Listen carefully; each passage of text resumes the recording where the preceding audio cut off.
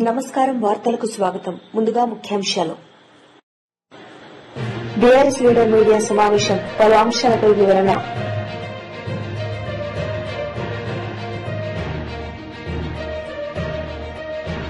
మాజీ మంత్రి అంబటి రాంబాబు మీడియా సమావేశం, పలు అంశాలపై వివరణ.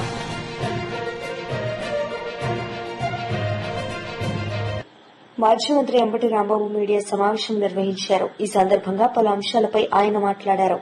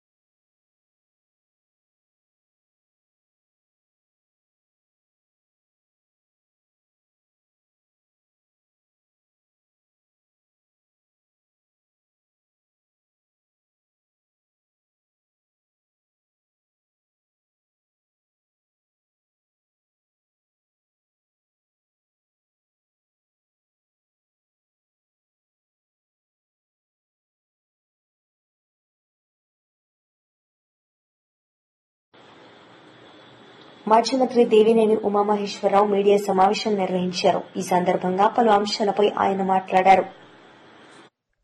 నిర్మాణాలు జరుగుతూ ఉంటే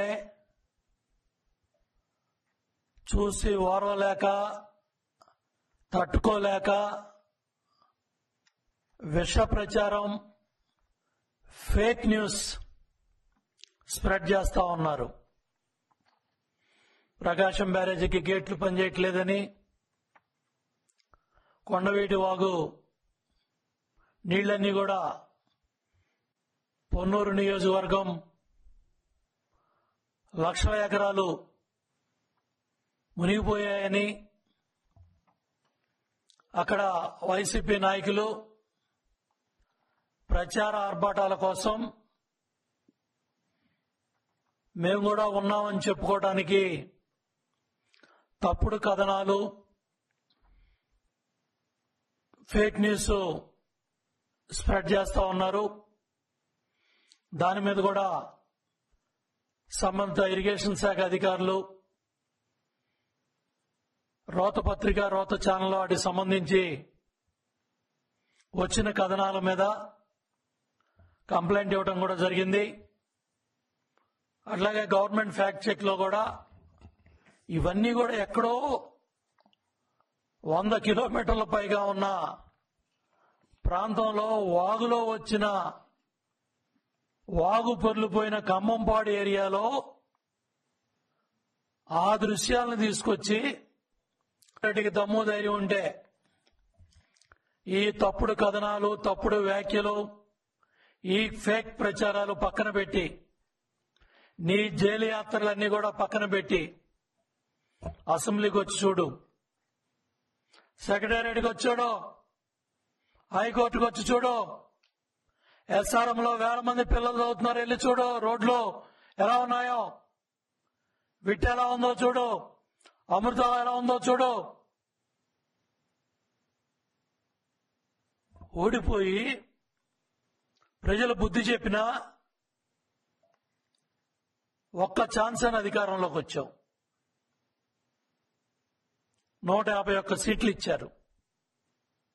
5 సంవత్సరాలు తాడేపల్లి ప్యాలెస్ లో పరదాలు కట్టుకొని పనిచేశావు. పల్నాడులో కూడా చంద్రబాబు నాయుడు గారు పర్యటనకి వెళ్తుంటే చంద్రబాబు నాయుడు గారి ఇంటి గేటుకి తాళాలేసి తాళు కట్టావు. బయటకు వస్తే హెలికాప్టరు, పరదాలు కట్టాలి, చెట్లు కొట్టేయాలి. అమరావతి మీద విష ప్రచారం చేసి 3 రాజధానులని తప్పుడు ప్రచారాలు చేసి న్యాయస్థానాల చుట్టూ తిప్పి శాసన మండలిలో నువ్వు చేసిన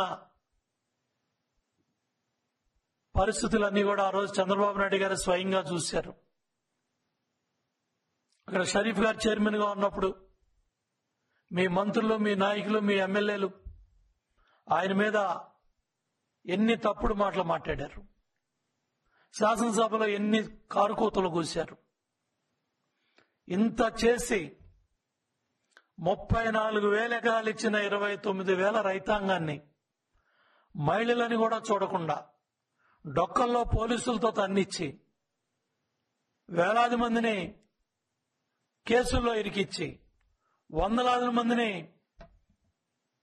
జైళ్లకు పంపి ఇళ్ల మీద డ్రోన్లు తిప్పి పనులు ఆపేసి 3 రాజధానులని చెప్పి నాటకాలాడి 11 సీట్లు పరిమితం అయ్యావు.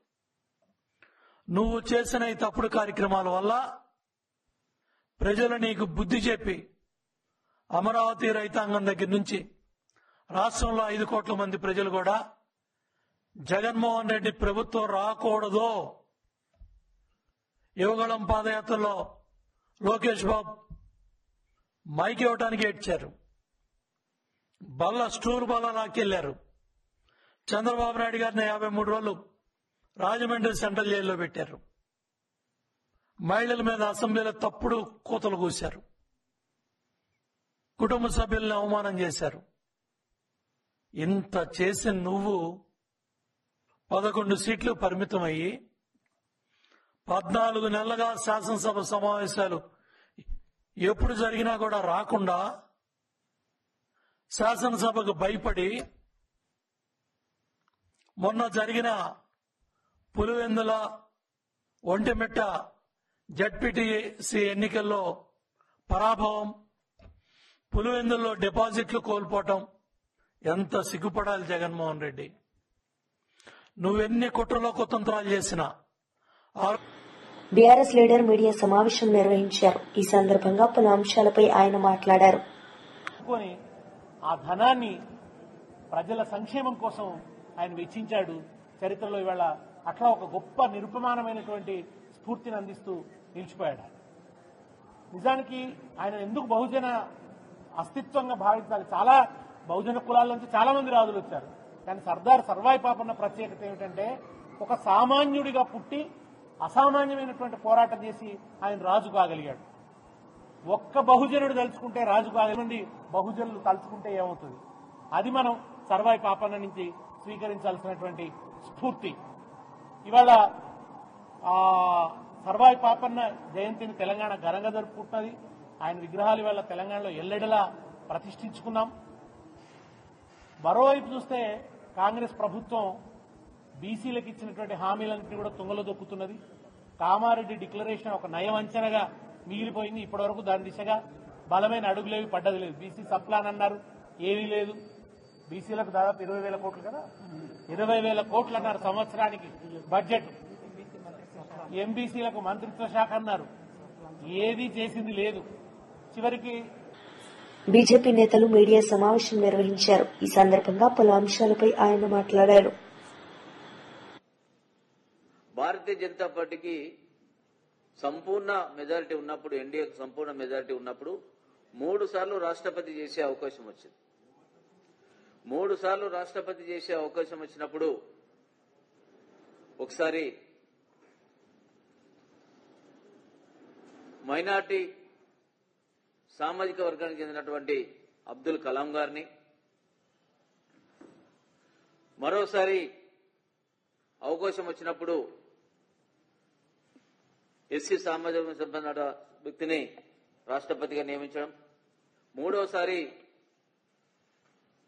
ముర్ము గారిని, ఈరోజు అభ్యర్థిగా బీసీ వర్గానికి సంబంధించిన దక్షిణాదిగా చెందిన వ్యక్తిని అభ్యర్థి చేయడం అనేది ఈ కాంగ్రెస్ పార్టీ, భారతీయ జనతా పార్టీ నాయకత్వం చేస్తున్నటువంటి సామాజిక న్యాయాన్ని చూసి నేర్చుకోవాల్సిన అవసరం ఉంది. బట్టగాల్సి మీదేసినట్టు ఓట్ల కోసం, సీట్ల కోసం తపన పడే కాంగ్రెస్ నేతలారా ఆలోచించండి.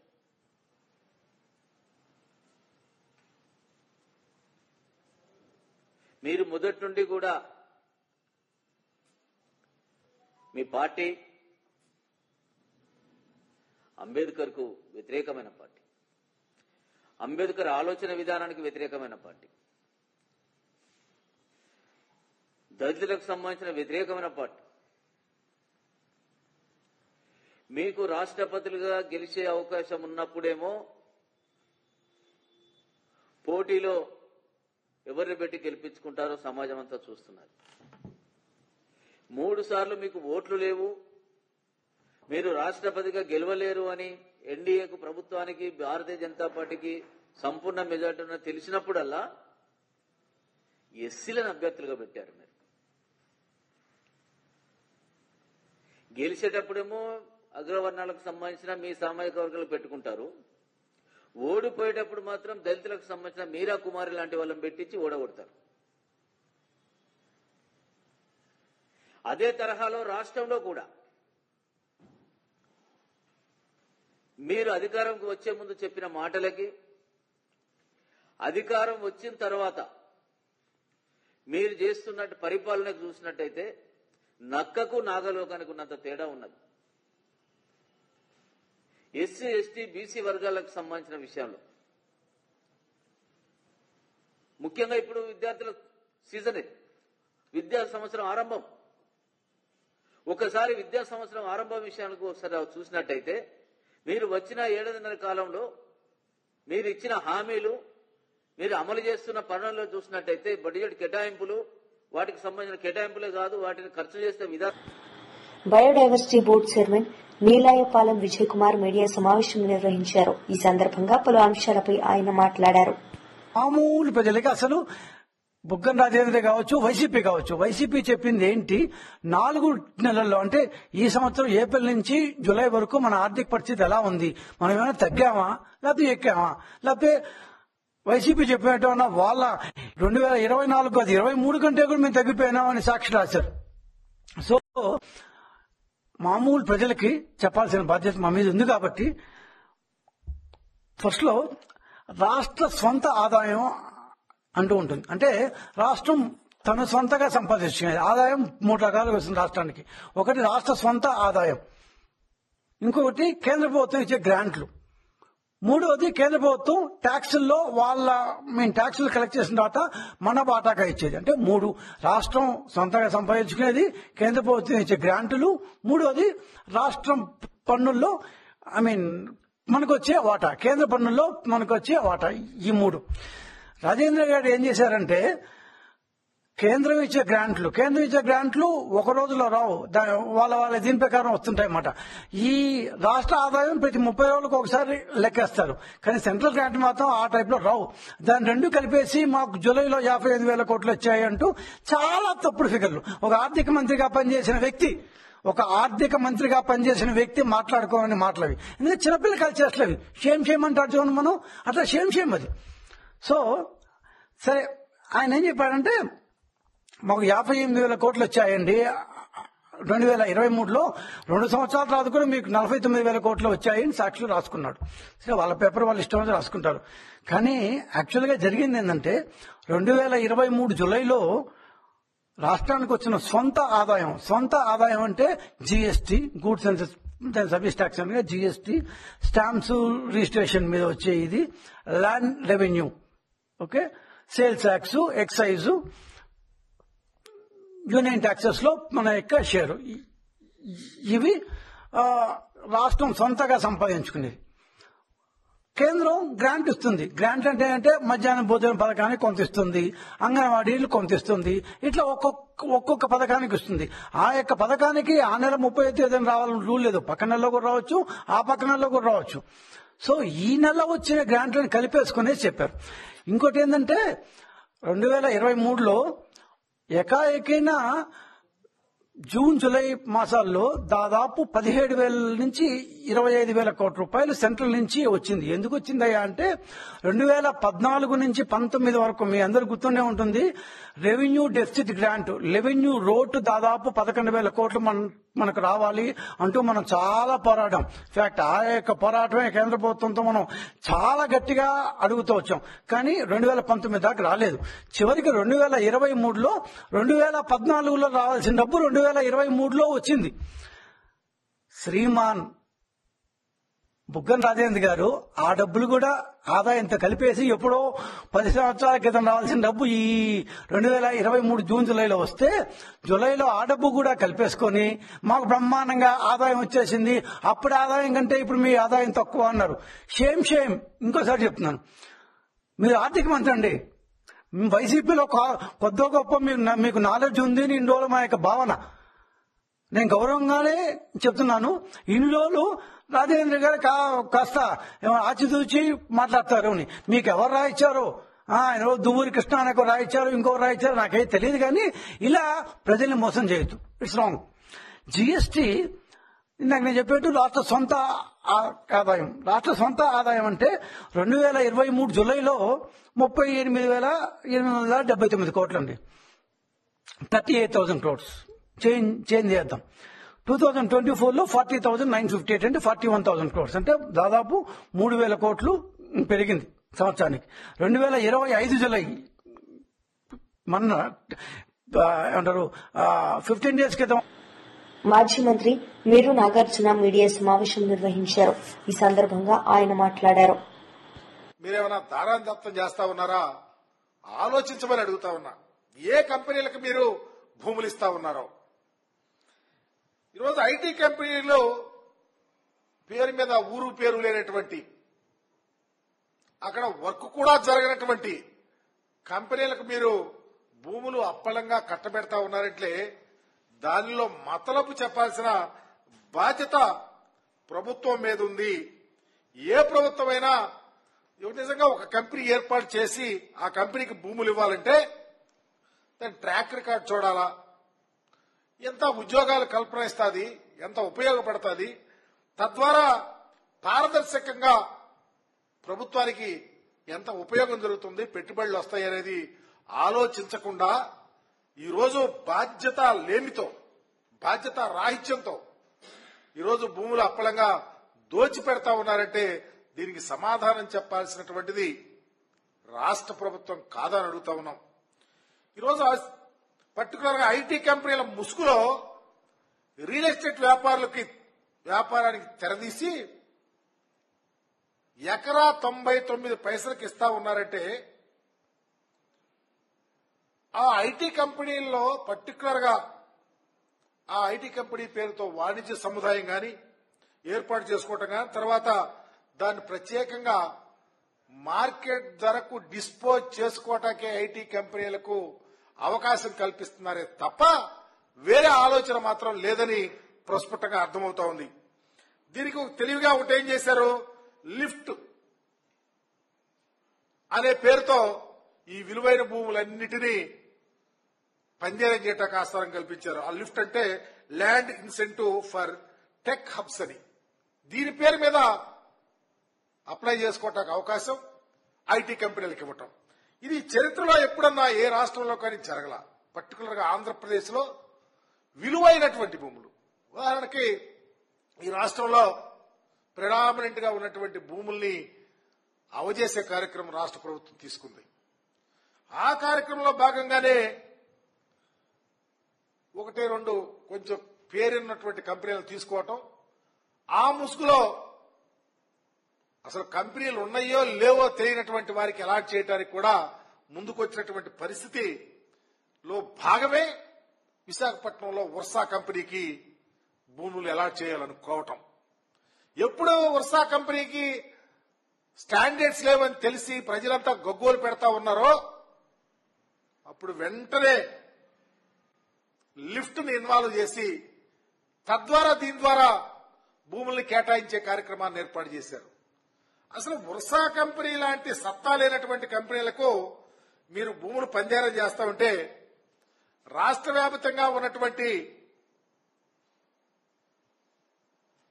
ఖరీదైనటువంటి భూములను కొల్లగొట్టాలని ఒక ఆలోచన తప్ప వేరొకటి లేదు. ఎందుకంటే మా ప్రభుత్వంలో మేము చూసాం, చాలా ప్రెస్టేజియస్ గా ఎవరికన్నా భూమి ఎలా చేయాలంటే దాని యొక్క స్టాండర్డ్స్ ఏంటి, దాని యొక్క పరిస్థితి అన్ని పరిశీలన చేసి ఆలోచించి పరిగణలోకి తీసుకున్న పరిస్థితి చూసాం. ఉదాహరణకైతే వార్తలు ముగించే ముందు ముఖ్యాంశాలు మరోసారి. బీఆర్ఎస్ లీడర్ మీడియా సమావేశం, పలు అంశాలపై వివరణ.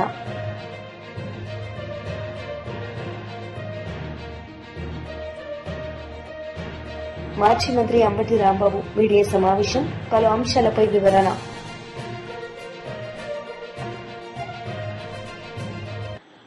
ఈ వార్తలు ఇంతటితో సమాప్తం. తిరిగి ప్రసారమయ్యే వార్తల్లో మళ్లీ కలుద్దాం. అంతవరకు సెలవు, నమస్తే.